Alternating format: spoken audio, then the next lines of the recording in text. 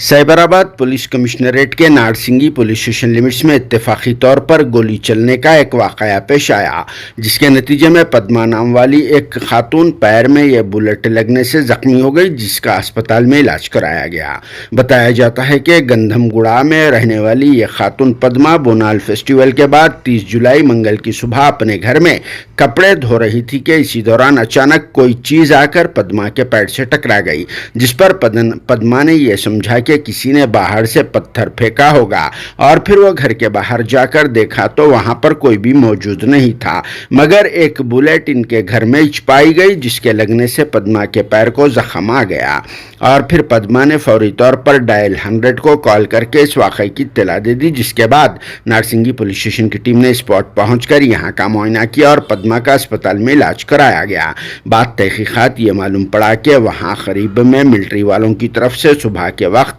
Firing की practice की जाती है और इसी दौरान यह हादसा पेश आ गया, जहां किसी फौजी जवान की तरफ से फायरिंग की प्रैक्टिस की जा रही थी होगी और फिर इसके राइफल से निकली हुई ये बुलेट पद्मा के पैर को छूते हुए चली गई। पद्मा ने मजीद कहा कि इस वाक़े के बाद मिलिट्री वालों ने यहाँ का मुआयना तक नहीं किया, लेकिन बाद में नारसिंगी पुलिस ने इस सिलसिले में ज़ाब्ते की तकमील के लिए एक केस भी बुक कर लिया। यहाँ इस बात का तज़किरा ज़रूरी है कि कुछ दिन पहले भी नारसिंगी पुलिस स्टेशन लिमिट्स में ही इसी तरह से फायरिंग का एक वाक़या पेश आया था और उस वक्त बिल्कुलिया तौर पर इसी तरह से एक गोली फ्लैट के खिड़की का शीशा फोड़कर रूम में दाखिल हो गई थी, जिसके बाद अब ये दूसरा वाक़या पेश आ गया, जहां मिलिट्री एरिया रहने की वजह से इस तरह के वाक़यात पेश आया करते हैं।